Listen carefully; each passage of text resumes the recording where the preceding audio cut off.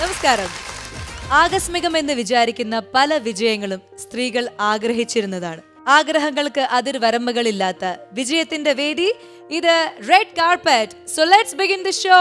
This is red carpet. So red കാർപ്പറ്റിൽ ഇന്ന് നമ്മുടെ അതിഥികളായിട്ട് വരാൻ പോകുന്നത് ആരാണെന്ന് അറിയണ്ടേ?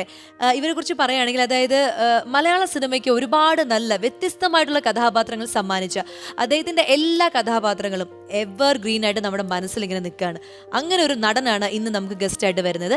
കൂടെ വരുന്നത് മലയാള സിനിമയ്ക്ക് അല്ലെങ്കിൽ ഗായിക രംഗത്ത് ഒരുപാട് മേഖലകളിൽ കഴിവ് തെളിയിക്കുന്ന ഒരു യുവ ഗായികയും കൂടിയാണ്. അപ്പോൾ ഈ രണ്ട് കോമ്പിനേഷനിലുള്ള ഒരു കിടിലൻ എപ്പിസോഡായിരിക്കും ഇന്ന്. So let's welcome Prem Kumar and Anitha Sheikh.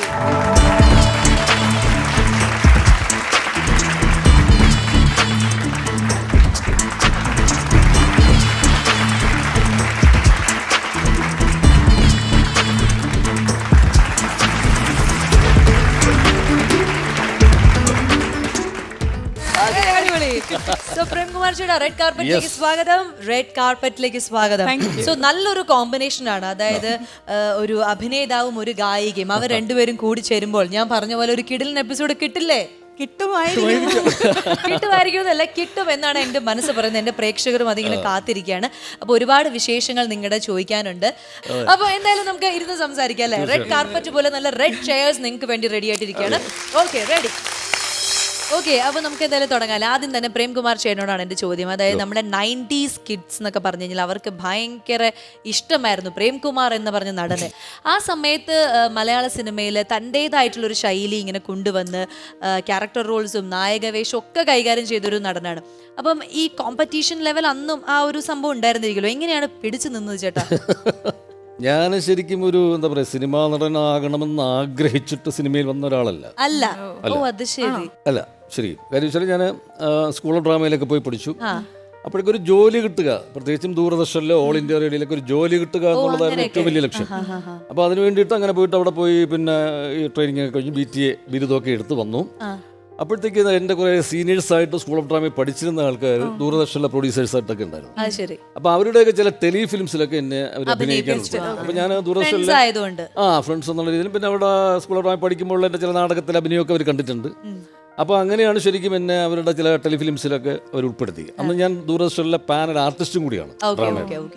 അപ്പോൾ അതുകൊണ്ട് അങ്ങനെ ഉൾപ്പെടുത്തി. അതിൽ 2-3 ടെലിഫിലിംസ് ആദ്യം കുറേ വന്നു. അതിനകത്ത് ഒരെണ്ണമാണ് ഈ ലംബോ എന്ന് പറയുന്ന ഒരു ടെലിഫിലിം. ഞാൻ പറഞ്ഞു, കണ്ടപ്പോഴേ ഞാൻ പറഞ്ഞായിരുന്നു. അപ്പോൾ അതിലാണ് ശരിക്കും എനിക്ക് സ്റ്റേറ്റ് അവാർഡൊക്കെ കിട്ടി, ബെസ്റ്റ് ആക്ട് അവാർഡ് കിട്ടുന്നു.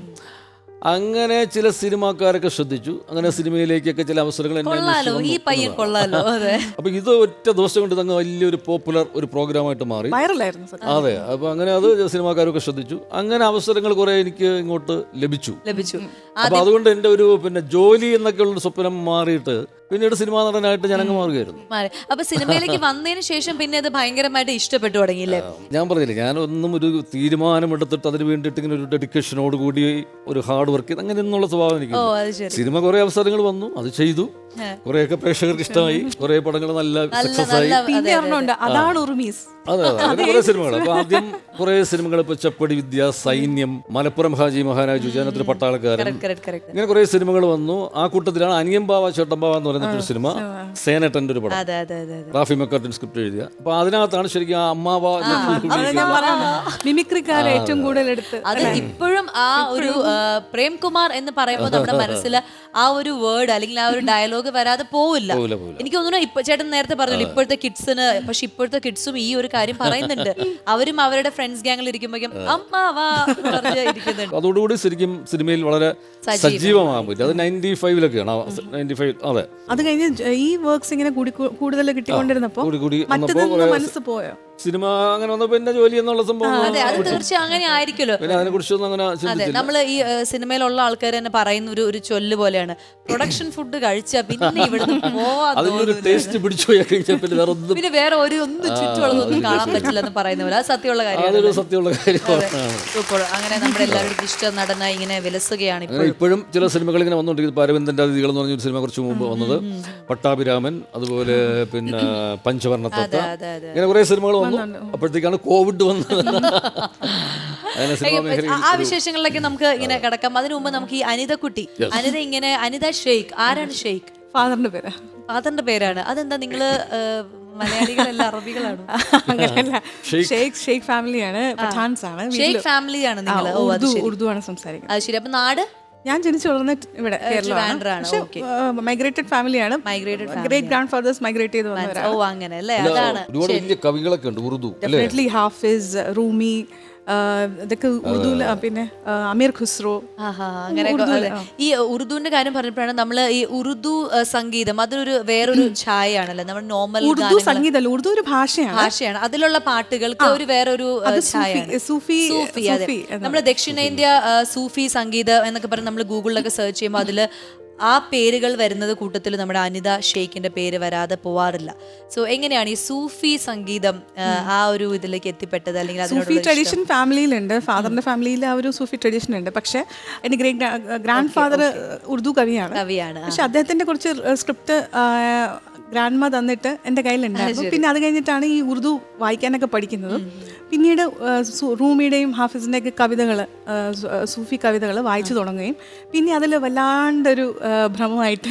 കാര്യം സൂഫി സംസാരിക്കുന്നത് ഇഷ്കെ ഹക്കീക്കിയെ കുറിച്ചാണ്. ഇഷ്കെ ഹക്കീക്കി എന്ന് പറഞ്ഞാൽ ഒരു വ്യക്തി എന്ന നിലയിൽ നമ്മളെ തന്നെ ഒരുപാട് നമ്മളെ ഒന്ന് ചിന്തിപ്പിക്കുന്ന തരത്തിലുള്ള ഒരുപാട് കാര്യങ്ങൾ എനിക്ക് അതിൽ നിന്ന് പഠിക്കാൻ പറ്റി. പിന്നെ ഞാൻ പട്യാല ഘറാനയിലാണ് പഠിച്ചത്. അപ്പോൾ ഹിന്ദുസ്ഥാനിയുടെ തന്നെ ഒരു ഭാഗമാണ് സൂഫി ഒരു ജോണർ എന്ന് പറയുന്നത്. വേറെ ഏതൊക്കെ ലാംഗ്വേജസിലാണ് പാട്ടുകൾ പാടിയതും പഠിച്ചതും ഒക്കെ? ഞാൻ പ്ലേ ബാക്ക് സിംഗർ ആയിട്ടാണ് തുടങ്ങിയത്. ശരിക്കും 14 ഭാഷകൾ സോഫാർ ഞാൻ 14 ലാംഗ്വേജസിൽ പാടി. അത് ഏതൊക്കെ ഭാഷകളാണ്? മലയാളം എന്തായാലും ഉണ്ടാവും. മലയാളം, തമിഴ്, തെലുങ്കു, കന്നഡ, ഒറിയ, പഞ്ചാബി, ഭോജ്പുരി അല്ല, സോറി, ഡോഗ്രി ജമ്മുവിന്റെ ലാംഗ്വേജ് ആണ്.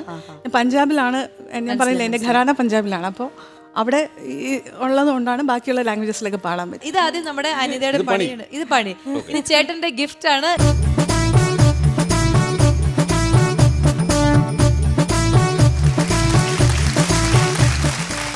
ഇനി ഇതിലാണ് പണികൾ നിറച്ചു വെച്ചിട്ട് ആ കുട്ടി അത് എടുത്തോട്ടെ. ഇനി ഇതില് നമ്മള് അതായത് ഇതിന്നൊരു ഇങ്ങനെ എടുക്കണം. അതിൽ എന്താണോ എഴുതിയിരിക്കുന്നത് അത് അങ്ങനെ തന്നെ ചെയ്യണം. ചേട്ടാ ഇത് അങ്ങ് കൊടുത്തോളൂ. ആ കുട്ടി ഏതെങ്കിലും ഒന്ന് സെലക്ട് ചെയ്യട്ടെ. ഐശ്വര്യമായിട്ട് പ്രാർത്ഥിച്ചെടുത്തോളൂ. ഇതെല്ലാം പണിയാണല്ലോ. അയ്യേ, ആമയും മുയലും കഥാപ്രസംഗ രീതിയിൽ അവതരിപ്പിക്കുക. റെഡി? ഹാർമോണിയം. ഓ, മണിമഹാജനങ്ങളെ, ആമയും മുയലും എന്ന കഥയിലേക്ക് നിങ്ങളേവർക്കും സ്വാഗതം. ആമയും പിന്നെ മുയലും അവരുടെ ഓട്ടവും. ഇതാണ് നമ്മുടെ കഥ. ഈ കഥ നടക്കുന്നത് ദൂരെ ദൂരെ ദൂരെ ദൂരെ ദൂരെ ദൂരെ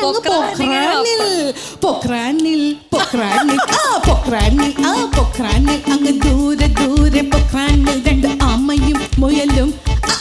ആമയും മുയലും, രണ്ട് ആമയും മുയലും.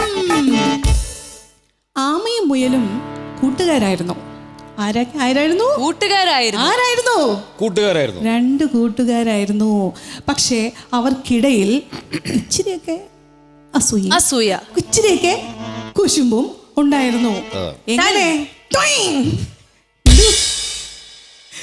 ശരി. അപ്പൊ ഒരിക്കൽ ആമ പറഞ്ഞു, മുയൽ ചേട്ടാ, നിങ്ങളെക്കാൾ കൂടുതൽ ദൂരം ഓടാനുള്ള ശക്തി എനിക്കുണ്ട്. ആർക്കുണ്ട്? പറയൂ സുഹൃത്തെ. എനിക്കുണ്ട്. ഇത്തിരി പോന്ന ആമയുടെ അഹങ്കാരം കേട്ട് മുയൽ ചേട്ടന് സഹിച്ചില്ല. മുയൽ ചേട്ടൻ തിരിച്ചവരുണ്ട്. മുയലിനാണ് ശരിക്കും ഒരു വലിയ അഹങ്കാരം ഉണ്ടായിരുന്നത്. അതാണ് മുയൽ ചേട്ടൻ സഹിച്ചില്ല. അല്ല, മുയലിനാണ് അഹങ്കാരം. ഞാൻ ഭയങ്കര ഓട്ടക്കാരനാണ് അഹങ്കാരം. അതിനെയാണ് ആമ. അതാണ് സംഭവം. ചെറിയൊരു തെറ്റ് പറ്റിയതുകൊണ്ട് ആ ബുക്ക് എടുത്തില്ല. ബുക്ക് എടുക്കാൻ പറഞ്ഞു. കമ്മറ്റിക്കാർ ഇളകി. അയ്യോ, എന്നാ പിന്നെ പക്ഷെ അടിപൊളിയായിരുന്നു. അതായത് സ്പോണ്ടേനിയസ് ആയിട്ട് കുറെ കാര്യങ്ങൾ മിക്സ് ചെയ്ത് വളരെ ഗംഭീരമായിട്ട് ആ പൊക്രാനിലെ പാട്ട് എനിക്ക് അങ്ങ്